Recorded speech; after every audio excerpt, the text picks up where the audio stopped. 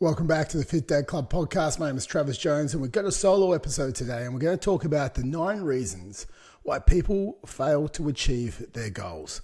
Now, there's a lot of reasons why people don't get there, and maybe you've used some of these reasons in the past. But what I want to do today is give you clarity, because if we can understand why the top 9 reasons why people fail to achieve their goals, we can tick those boxes and move forward and actually achieve them once and for all. Get that body transformation right, get the strength, the fitness, the energy, the role model status that you want for your boys or for your family or for your kids. We can do it all.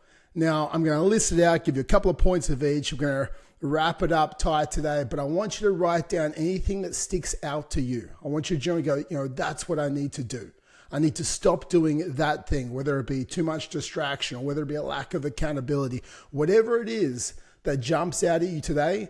I want you to go, you know what? I'm going to start doing this today. As soon as the episode finishes, as soon as you stop, I want you to go, this is what I'm going to stop doing. Because it's not always things that we need to start doing to get the transformation we're after. Sometimes it's just the stuff we need to stop doing. So number one, straight off the bat, one of the number one reasons why people fail to achieve their goals is they have unclear goals. There's a lack of specificity. They just say, I just want to lose weight. Okay. So it's not clearly defined. There's no objectives. There's no roadmap. There's no measurable outcomes. I want to lose 10 kilos. Well, why do you want to lose 10 kilos? Why 10 kilos? You have to understand what you're trying to achieve and why you're trying to achieve it. There's, how long do you want to take to achieve it for? No idea. You need to have a specific timeline. You want to lose 1% of your total body weight per week. You've got 100 kilos. You want to get down to 90 kilos. Probably going to take you like 12 weeks to get there. That's okay. Now we've got a timeline. And we know that we want to lose 900 grams to a kilo every single week, and then we'll actually get there. And that's our focus. We have detailed weekly focus. We have defined goals. We know what we need to move to make sure we're staying on track. And we can't have vague motivation. We need to clearly articulate them. We need to have underlying reasons on why we're trying to achieve these goals to move us forward. So when the cookies or the ice cream or the Subway or the donuts or whatever floats your boat that pushes you off goals, or maybe it's your alarm where you press snooze, we need to have like this unwavering motivation that kicks you straight in the ass and gets you out of bed, keeps you away from the foods you shouldn't be eating, and stays you on track. Like, why do you want to achieve these goals? Do you want to do it for you? Do you want to do it for your kids? Do you want to do it for your family? Do you want to be the best version of you? Because our kids listen to what we do, not what we say. So what is the motivation that is going to get you going and going to keep you going? So we need clear goals. We need specific goals. We need like a clear timeline, and we need really crystal clear motivation. That's what we need to do with our goals. And then we have too much distraction. That's the next thing. We have too much distraction with our environment. So your environmental factors are the foods that are around you all the time, right? So you walk home, there's chocolates that you always used to eat. There's donuts that you want to eat. There's cookies there. There's ice cream in the freezer. There's distraction everywhere with your food. So we need to take the distraction out of the way. That's why you hear, so often people say, clear the pantry, right? Clear the pantry. Now, you might not be able to do that with kids, but you can clear the pantry of the foods that you overeat.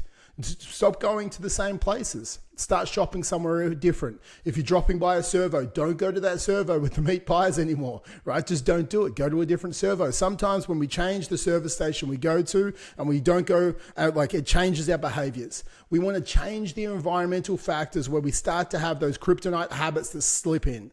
So we want to make sure, what can we control? Right?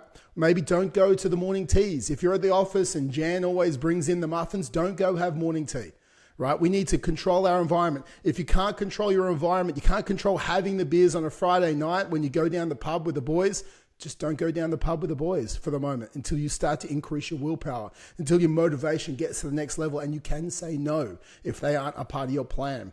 We need to control our environment. We need to make sure that our environment also dictates you getting up in the morning. Right? It's really clear. If the phone's right next to you and you keep pressing snooze and you need to get up and train, you need to control that environment. Put your phone away from your bed. Put it in the ensuite. So you actually have to get out of bed, splash water on your face, and you turn the alarm off. You jump out of bed as fast as you possibly can so you don't wake up your partner. and then get a pillow thrown at you because your alarm's going off so early because you're getting up to go to the gym to be the best version of you. So control your environment. What part of your environment do you need to change right now so you can take it up a notch to support your behaviors? There's also a lack of prioritization. People always say to me, or don't always say, a lot of people say to me, I just don't have time to train. Training can be take like 28 minutes of your day. That's 2%. You have 100% of your day. 2% of your day is 28 minutes. Now, you do have time to train. We all have time to train if we make the time. But if you say, I don't have time, that's fair. But just say, don't say I don't have time. Say training is not a priority in my life right now. My goals are not a priority to get health and fit in my life right now. Because if it was important, you would find a way, right? You would find that 28 minutes. You would get up 28 minutes earlier. You would go to bed 28 minutes later. You would scroll your phone 28 minutes less. You would watch one Netflix show less. Literally, Netflix shows go longer than 28 minutes. Put one on, go train, come back, or watch one while you're training. I don't care. But get it done. When I'm on the treadmill, a lot of the times, if I'm going for a run, I'll just chuck an episode on. I'll run until the episode's finished. I'm done. I got to watch something. I got to run. Best of both worlds. But it's a lack of prioritization that stops people a lot of the time. And that's a lot to do with our training. And there's also a lack of prioritization when we're looking at foods. We start to, I feel like this. Well, if it's not a part of your plan, then you're not going to eat it. It's not what you feel like. It's what you need right now to become the best version of you. We also have competing goals. We can't, if we're trying to have the best relationship, have the best business, and you're trying to grow your business, have the best health and fitness, be the best father, and we're at like a 3 out of all of them, we can't push them all from 3 to 10. We need to look at it. It's like, what is the most important one right now that I can go all chips in on? And how can I move the lever forward a little bit on some of them? So we need to go, okay, maybe I do have some competing goals at the moment, and how can some of them overlay? Maybe you want to be a better dad. Maybe get your kids and go and train with them. Get them into the garage, lift some weights, do some burpees, go for a run. How can you start to align multiple goals at once instead of trying to have those competing goals? Like, have a think about that. I do have environmental factors you need to fix. Do you need to reprioritize some of your time? Okay. Or you need to say, it's not a priority, and that's okay if it's not. And do you have competing goals, and how can you make them not compete, and how can they be aligned together? There's a lack of accountability, the third thing. There is no external pressure. There's no one to report to. And I think this is a big thing because so often we lie to ourselves. Yeah, I'll wake up in the morning. Yeah, I'll get back on the diet on Monday. And we go Thursday, Friday, Saturday, Sunday, we start to binge. If there's no external pressure keeping you on track, someone looking at your training log, someone looking at nutrition log, it doesn't have to be a coach, it can be a friend that you respect. And they keep the pressure on you, right? Because we need pressure. If not, that's what got us into the first place. We had no pressure. No one to say, put the fork down. No one to poke us with the stick saying, run faster. No one to say, lift heavier, move more. Hey, you've put on a few too many kilos. It's time to do something about it. We need external pressure to become better. We need the pressure of people who are doing better than us because we want to try and rise to their standards. And that's a big thing. If not, it's very easy to abandon our goals when times get tough, and times are definitely going to get tough when you're trying to transform. We will want to default back to our old ways. We want to do the easier road, when in reality, all great things are done through the hard road. We want to put the pressure on ourselves. We want to go the extra mile. We want to do the extra rep. Okay. We want to get it done. Okay. So we need the pressure to do it. We need a support system. You need to ask your partner, hey, I really want to transform my body over the next sort of 6 months. This is important to me. It's going to increase my energy. It's going to make my mood better. It will make me feel better on a daily basis. My energy levels will be up so I can have more energy for the kids and for you. I'll be more confident.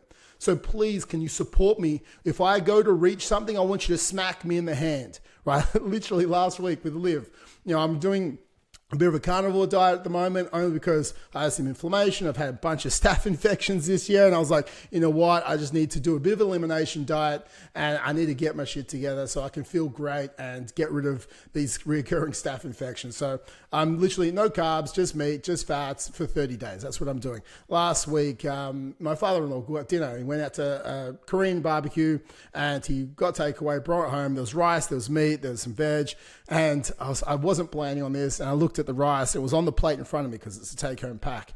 And I have the support system of my partner. I put some rice from one side of the plate on the other side of the plate, and I looked at it.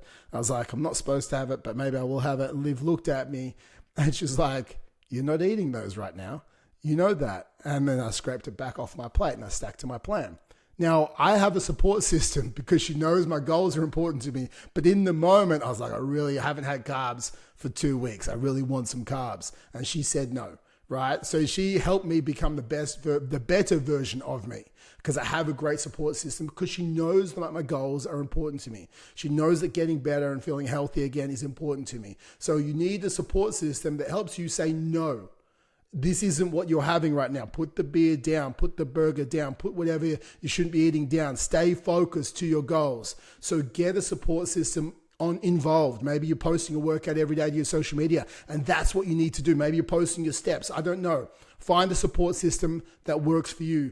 And you also have maybe an absence of feedback. So it's good to have external pressure, but we need a feedback loop.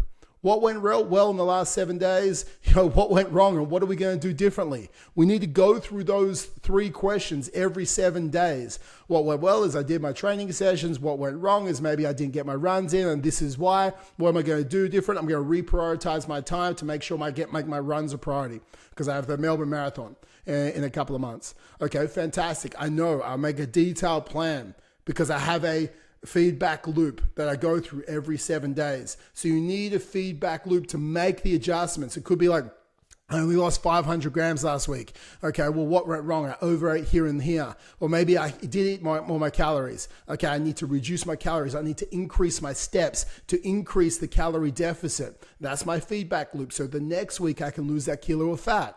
So we have a feedback loop to continue to get the progress we're after. There's also could be no consequences, right? I lose the weight, I don't lose the weight, who cares? Like make some consequences, like the gun to the head scenario. We need to have consequences around failing, around missing milestones. We can have like wins, like if I do my workouts, if I lose the 5 kilos, like one of my guys is getting a new set of golf clubs when he loses these 20 kilos, right? He wants these golf clubs, he wants to get them. So if he doesn't get there, he's not going to get them. But if he does, he will get them. And his partner's involved in this. So she's like cracking the whip with him. He's got this goal that he's trying to get. It's a carrot dangling in front. And the consequence is he doesn't get the golf clubs. So guys, what can you set up? There's a reward or there's like a carrot and a stick. One's you're running towards and one's smacking you in the butt. So we do have some form of consequence when regards to getting and staying on track to our goals. The next thing is there's no clear daily or weekly wins. Okay, I'm a big proponent on setting daily criteria so you can win the day.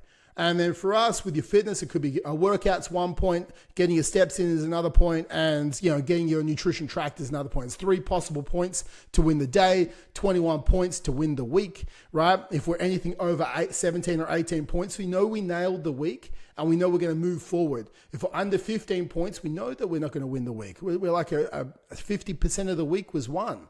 So we can't be upset about the results we didn't get from the work we didn't do. So it's very clearly defined with the daily wins and the weekly wins and what criteria we need to get. And also we can tick, tick, tick. We get a dopamine release. Every time we tick it, yes, I got my nutrition just like me. We reinforce it. Did my steps, that's just like me. Reinforce it again. So we reinforce these daily short-term milestones every single day so we can ingrain the identity that is just like me to do the work because that's how I get the result. And then we celebrate.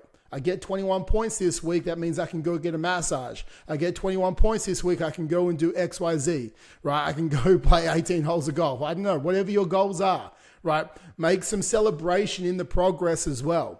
Maybe it's on the monthly basis. You have to hit over, I don't know, it's like 100 points. 100 points a month, you get to go play golf. Like, we've got celebrations, we've got consequences. You might go surfing, whatever it floats your boat to give you the celebration that you move forward. We need daily, we need weekly, we need monthly.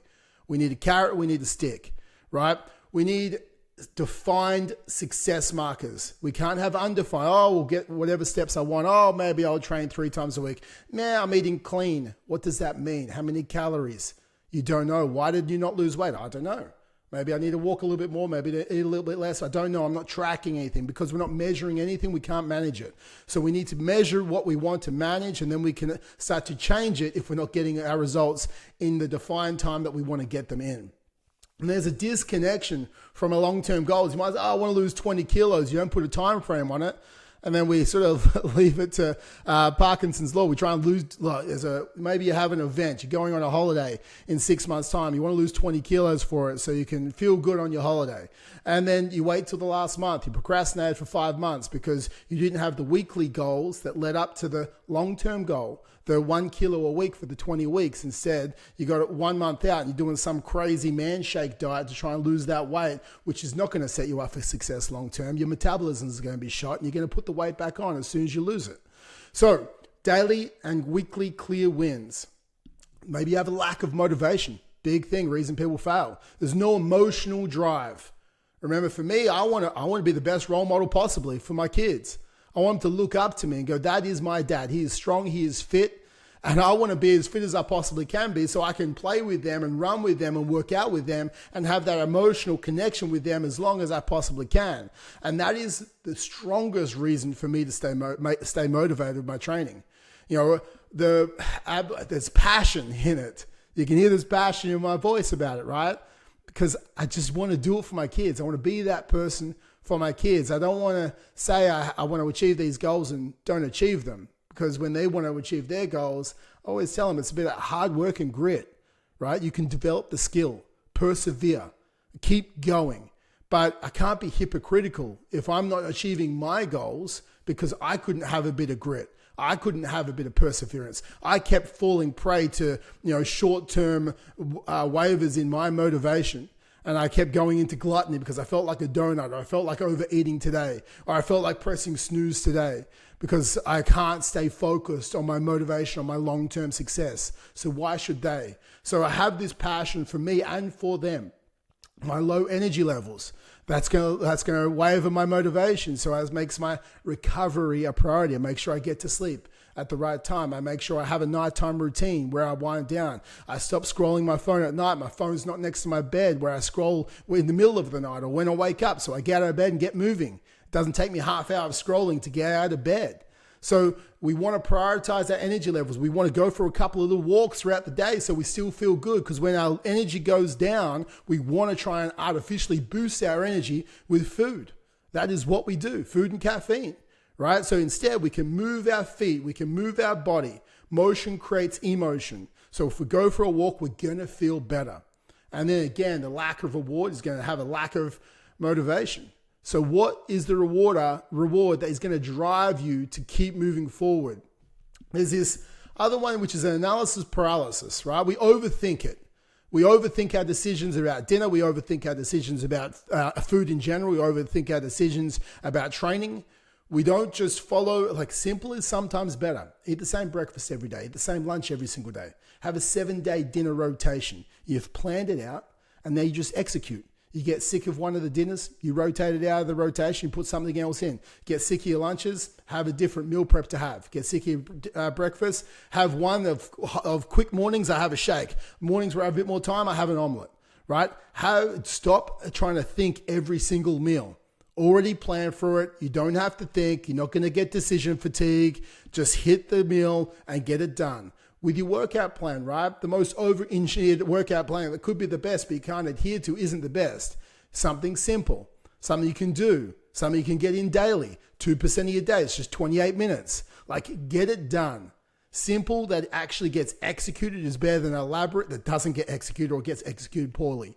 So make it simple, get it going. Don't stop trying to search for the best plan and just get our plan and start moving forward and start getting momentum.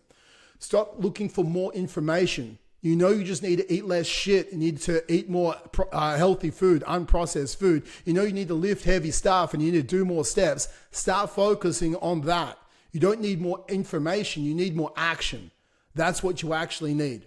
We don't need perfectionism. We don't need it. Just hit your calorie deficit, hit your protein. Don't worry, give a fuck about your carbs and your fats. Calorie deficit, protein. Do a squat, do a bench, do a pull-up, do a deadlift. Do a lunge, sprint, or run. That's what you need to do. Do those things. Do them as much as you can. Sprint twice a week or run twice a week. Do some pushing movements once a week. Do some pulling movements once a week. Do some lower body movements once a week. Get it done. Work out, do weights one day, run the next day. Do it 5 days a week. Do some stretching one day. Maybe do a walk another day. Do some recovery. But you don't need to be perfect. You just need to get it done. The next one is your goals weren't valued.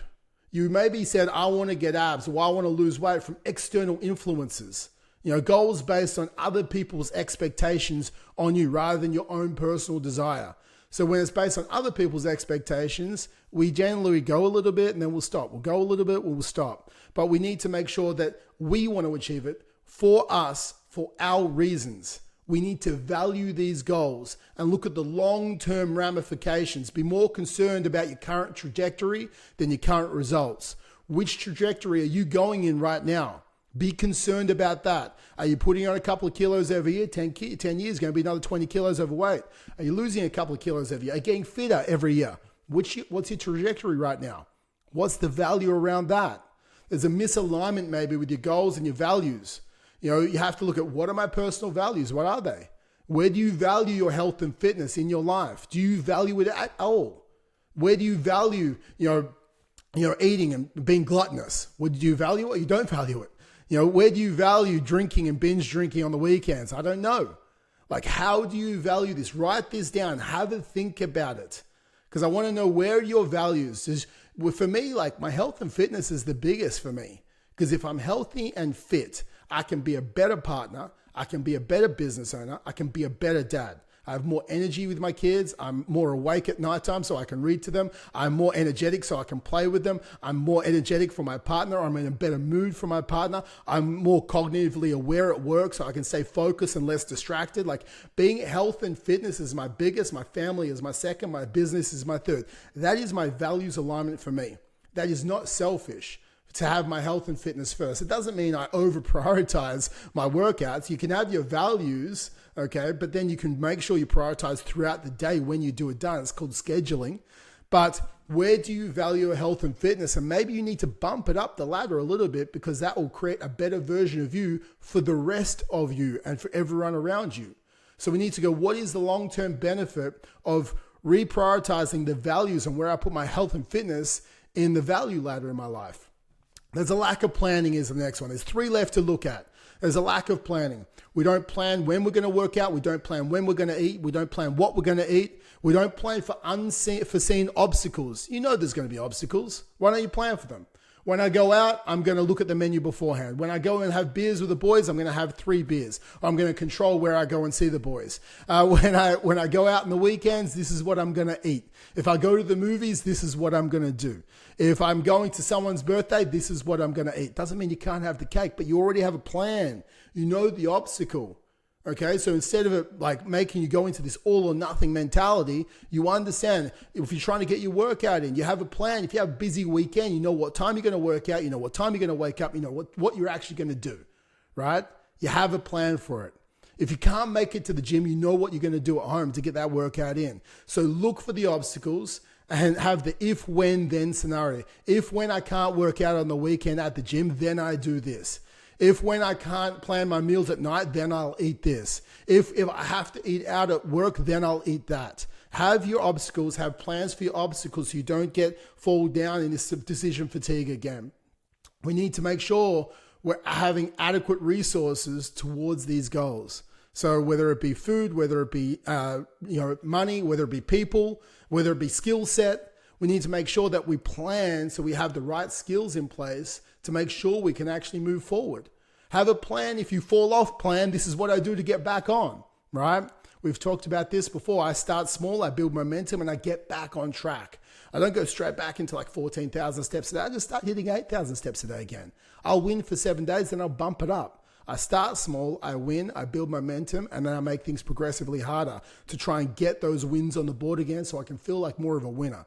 I don't go from 0 to hero. I slowly work my way back up there. And I have these contingency plans. I make sure that I'm planned for success. Next is a lack of self-control. Okay? We create impulsive decisions. Okay? We give into short-term temptations. Now, these derail our long-term goals. We procrastinate constantly, looking at our phone for half an hour when we could have got the workout in, right? Instead of planning our dinner, we just get takeaway. We go the unhealthy options because we want to feel better. Our coping mechanism is alcohol or food. So we have a lack of self-control when it comes to this. We need more discipline, right? Discipline equals freedom in your body. So we need to make sure that we build that discipline, and we build it one step at a time. And our whole goal is to be consistent with our movement, consistent with our food, consistent with our protein, right? We need to slowly build self-control. And if you fall off the plan, if you have a meal that wasn't on your plan, you're only as good as your next best meal, right? Don't wait till Monday. Just get back on track next meal. Get back on track next workout. Get back on track with your steps the next day, right? We just start building the streak up again. And the last thing is we have a fear of failure. Like, people fear failing again. How many times have you gone on a diet? The average person's done 30 diets. How many times have you gone on a diet and failed and you couldn't do it? And then you felt like a failure. You're like, again, I didn't lose the weight. Again, I couldn't stick to the plan. Again, I couldn't stick to working out. So we have this avoidance of truly committing to the plan because we know we tell ourselves we're going to fail anyway, right? You only fail if you stop trying, guys. Maybe you haven't found the right strategy yet. And that's what we do with the Fit Dads Club. We give you the strategy. We give you the accountability. We hold your hand every step of the way. We go through the challenge together because we know it's going to be hard. And we know that you're going to have to lean on us sometimes. We know we're going to have to hold the mirror up to your face sometimes and tell you can be better and you can do better. We know that this fear of failure also gives you this low self-esteem. You have this big level of self-doubt. I can't stick to the plan. I don't have the willpower. I don't have the control to say no, right? So instead, and we have this negative mindset. We focus on all the failures. So we see failures everywhere. Instead of focusing on the possible wins, what's the best possible scenario? I lose 20 kilos. I increase my energy. I feel more confident. I feel fantastic for my kids and for my family. Let's just start focusing on that, right? Over the next 90 days, next 100 days, let's try and win 80 of them, right? Instead of looking at all the bad, look at all the good that could come from it. And then flip that mindset around. Flip those stories around inside your brain. Stop thinking about the past experiences, the previous failures, and start focusing on your next best you. Focus on your current trajectory rather than your current results. Start getting the wins on the board today. If we can knock out those 9 habits that cause people to fail, we're going to start winning. So hopefully one of those resonated with you today and you know what to do to move forward and become a success, to lose the weight, to increase your energy, to be the role model for your family and for your kids that you know you want to be. And if you need help with that, go to fit-dad.club. Book in a call. We'll have a call. We'll see where you are and where you want to be, and it will help you close the gap. So that's fit-dad.club. You can rate the podcast. You can leave a review. You can comment on YouTube. Give us something. Give us some kudos because we show up every week and we try and motivate you. We give you education, help you with some skill sets, and get you to where you want to be with your success. Until next week, that's it from me, Fit Dads Club, and I'll talk to you again on the next podcast.